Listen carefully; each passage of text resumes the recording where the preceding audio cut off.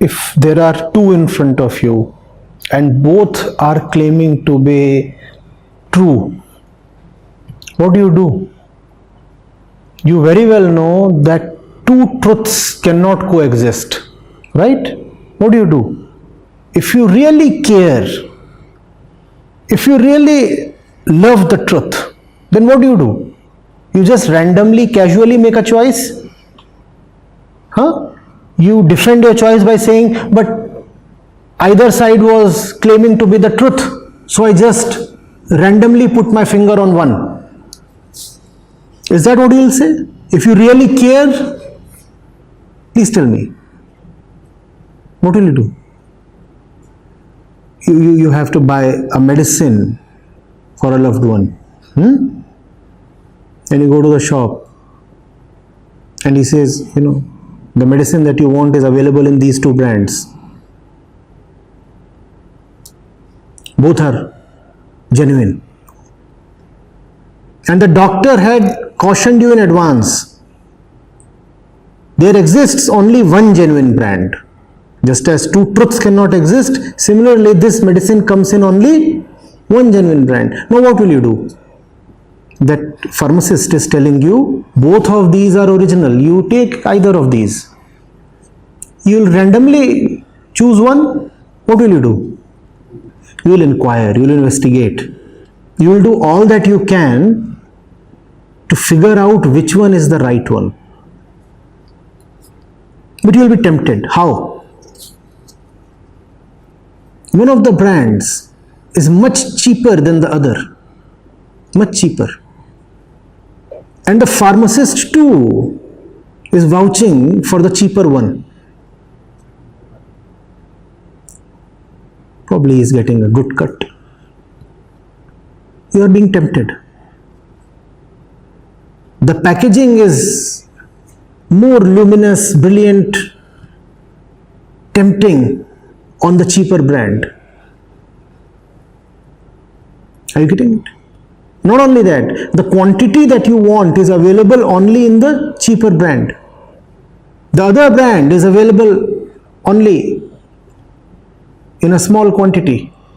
And the pharmacist is saying, if you want the complete quantity, then you will have to wait. You will have to display patience.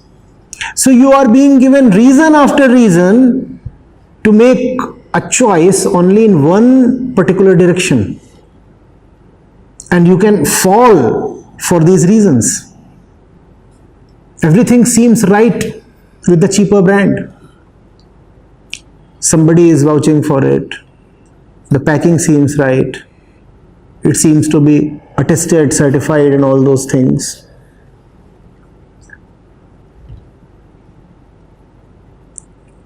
But remember, it's a matter of life and death.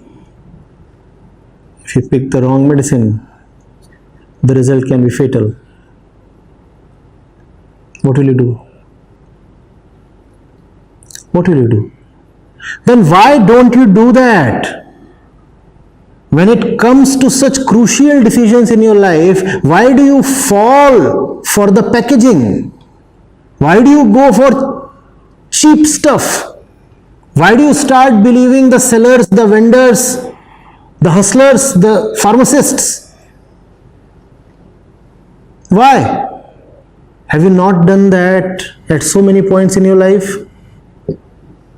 You needed to choose something that would be very critical and central to your life, right? And how did you choose it? By considering the packaging. Wow, what a nice package. Now you know why Vedanta keeps reminding you that Roop, Rang, Naam, Akar are Maya. Now do you see that?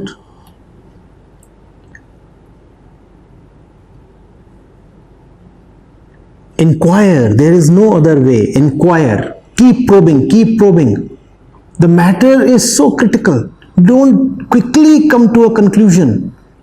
Be open and be impartial. Don't be biased. Have control over your senses. The senses are saying, but this appears so glittery. And it's cheap plus the pharmacist is saying I'll give you a 10% off. Your eyes, your ears and your mind are all ready to fall for the thing. That's when your consciousness and your discretion should stay firm. More often than not, the choice that appears right in the first go would not be right. So wait, reconsider, think.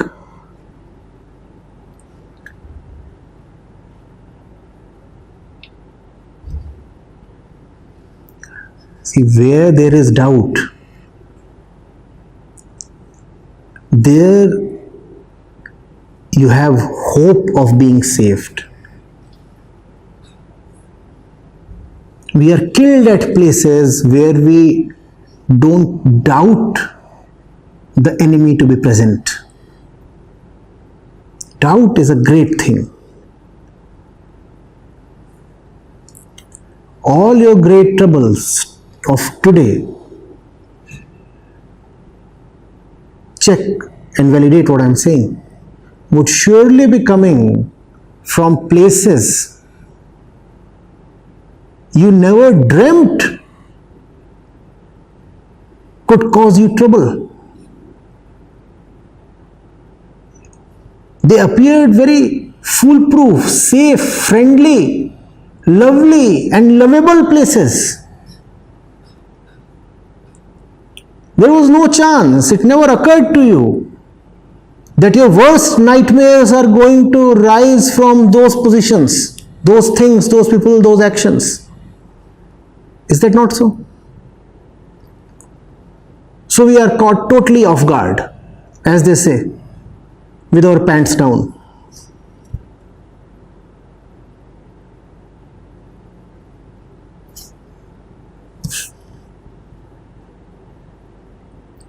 Never be complacent.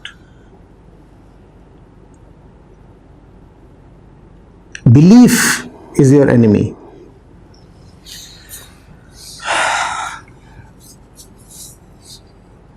Certainty is your exploiter. Never be too certain. There is nothing to be certain of. Only the truth is certain.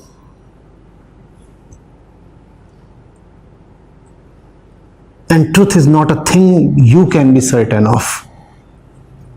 So as far as the world is concerned, always have uncertainty. Yes, probably, no.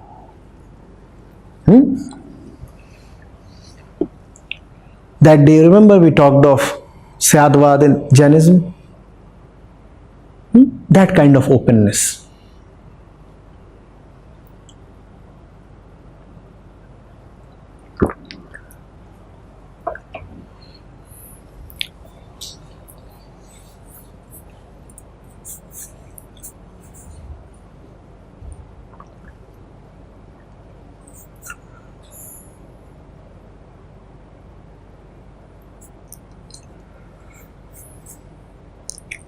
When life slaps questions on your face,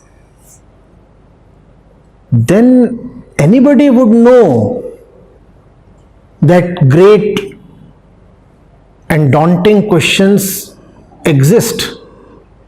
Now you can no more deny because those questions have been slapped right on your face. The intelligent thing is to question even when there seems nothing questionable. Everything appears hunky-dory, nice, well settled, comfortable.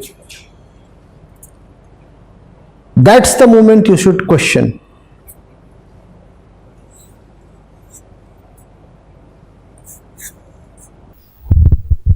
Once you talked about never to be certain. Certainty is when you are stuck, there is a threat for wrong. The situation arises when some wrong person is arguing with you. Wrong means Maya, that is opposing the what I am doing. In that case, if I go for uncertainty, then you may be right, I may be wrong. Then how to come out of that situation? No, your acceptance of uncertainty is the greatest respect you can show to the truth. When you are confident of your position, then what you present to the other is not the reality but your confidence. You don't even bother to talk properly. You don't even bother to present your arguments in a detailed and nuanced way. All that you present to the others is a bold face, a confident facade. I know.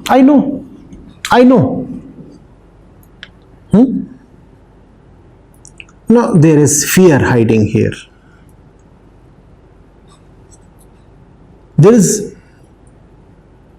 much more courage when somebody questions your fundamentals and you say, fine,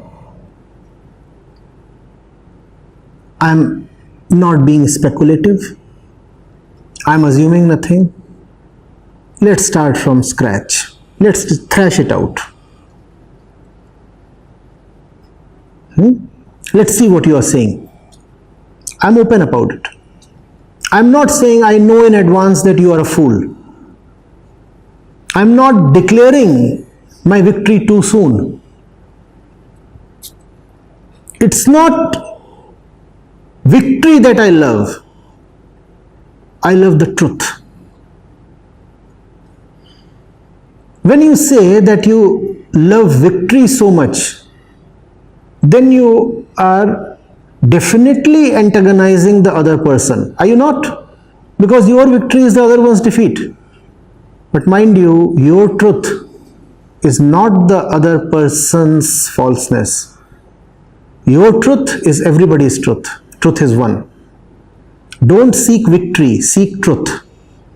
In discussions with people, in arguments with people, if you will seek victory, then you will only alienate everybody. When you discuss, seek truth. Be co-questioners. Be fellow travelers. Be co-passengers. Alright, you're saying something about something. I will not say that you have no right to question these things. I will not invoke some blasphemy law to shut you up. How could you say something like this? You just questioned my great book. You just cast aspersions on my great teacher. This is not allowed. If you speak like this, if you will be disrespectful to my core beliefs, then I'll slap you and leave the house. Doesn't work.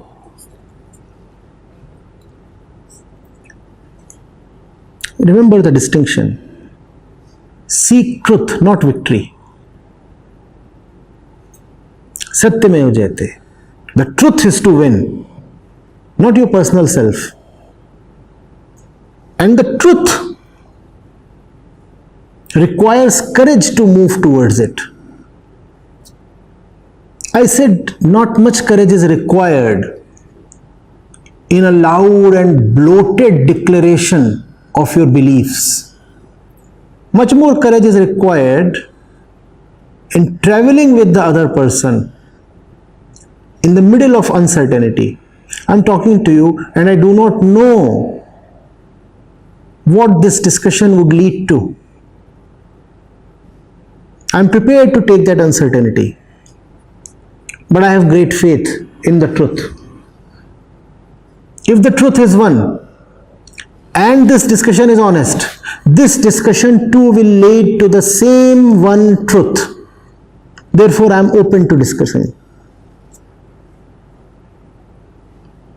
Till now, I reached the truth through my path, but I know there can be an infinite number of paths. So now I am prepared to accompany you on your path to the truth. We just need to be honest. Even on your path, we'll reach the same destination if there is honesty. But if you are biased against the truth, then we'll not reach anywhere.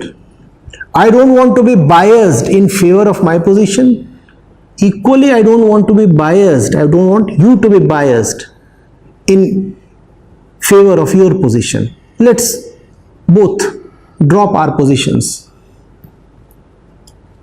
It requires courage. It requires guts. Drop your position. Talk like someone who does not know. Question the fundamentals. Ask the most basic things and answer the most basic things.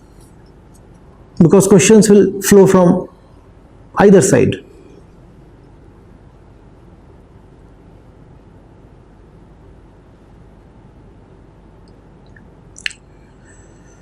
Are you getting it?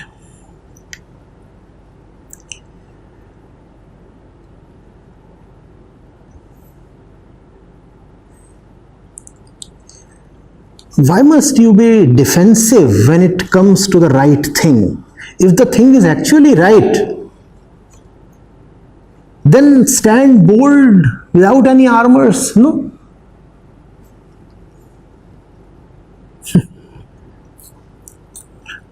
We have theorems in mathematics, and we very well know that they can be proved in 5 different ways, can't they be? And maybe 5 is an understatement. You can have 50 ways to prove a theorem. Till now, you have been proving it using your own way, and the proof has been definitely correct. We are not denying that. But why not reach the same theorem using somebody else's way? If the theorem is indeed factual, then whichever way you pick, you will come to the same thing. Be confident.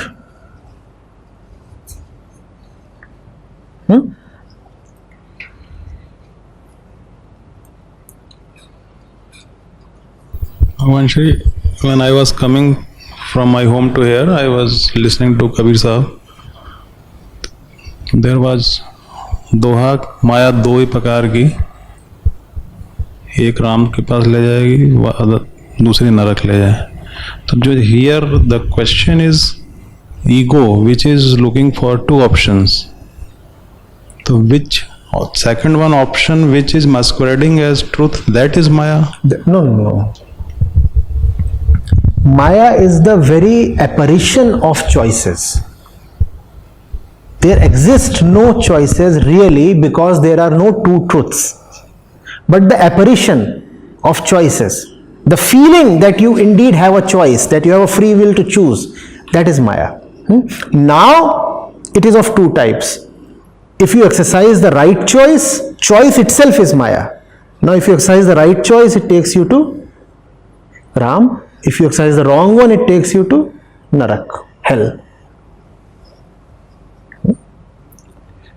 Maya is not the wrong choice. Choice itself is Maya. Because if you say wrong choice is Maya and the right choice is not Maya, there is a problem. If the right is still a choice for you, then that which is being chosen today can be unchosen tomorrow. Even if you are making the right choice, there is still a great danger, because the right has come to you via your choice. There is a problem here.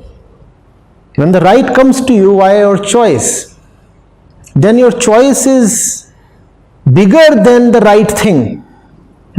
You decided in favor of the right thing, so the right thing came to you. Tomorrow you can decide against the right thing, and because your choice, your decision is the biggest thing according to you, therefore you would be losing out on the truth any time by deciding against it. Freedom from Maya is only when there is freedom from choice itself. I don't have to think.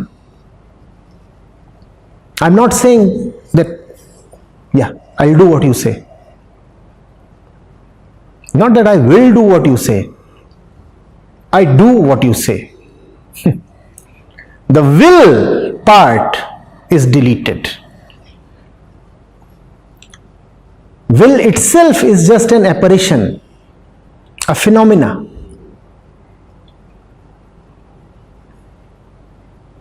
A phantom. So what do? I strike out will. There is no will. Will indicates choice. So I won't say I will follow what you say. I'm saying I follow what you say, like a law of nature. It happens this way. There are no exceptions. You say I follow. No exceptions. No exceptions. But that's the last thing. No choice, no thought. Last thing. Before that, you are doomed to have choices. Since you are doomed to have choices, better exercise the right one. Acharya, if the ego is fully convinced that the choice it is making is towards the truth, then how can we discern that it is really the false? No, you can never be 100% sure. You can only do your best. How do you do your best? By challenging your confidence and complacency again and again. Obviously, you cannot keep challenging yourself for infinite time, right? Because there comes a point, there has to come a point when consideration has to make way for action. But the thing is to reconsider as much as possible. To never be too sure. To never put a lid of finality on the inner churning.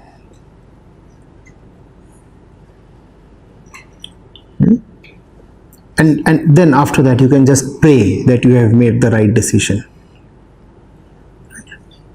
Irrespective of how hard you try and how careful you are, there would definitely be instances when you would be fooled. When you would go in favor of the false, taking it to be the true.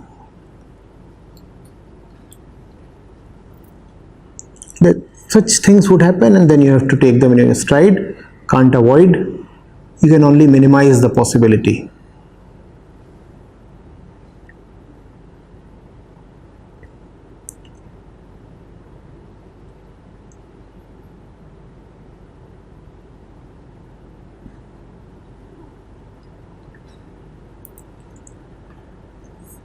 Questioning is very important.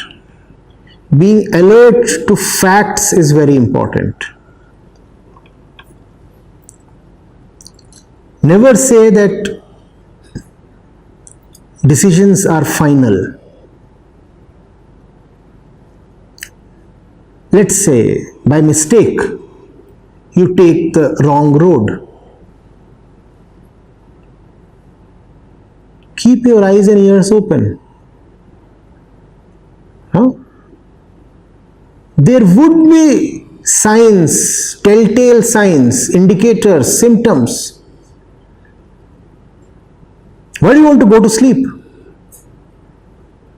Why do you want to hand over the car to the autopilot or some driver and then snore away? You have just made a decision and you know fully well that you were not 100% certain of the decision. So keep looking around. Have I made the right decision? What's it along the road? If I'm going to the right destination, then why are all these wrong places coming in between? If I'm moving towards the pinnacle of truth, how come the road is passing through such wretched and dirty places? You're just asking. Maybe the route is right, the choice is correct, maybe it is not. Being alert, being curious will help. The thing is to be always skeptical of yourself. We are programmed to make the wrong choices. Therefore, if you are making choices, there is a high probability that it is not the right choice. Our basic programming is in favor of the false. So it is foolish to be confident of your choices. The wrong choice will come to you by default. The right choice will come to you only when you have worked hard and been honest.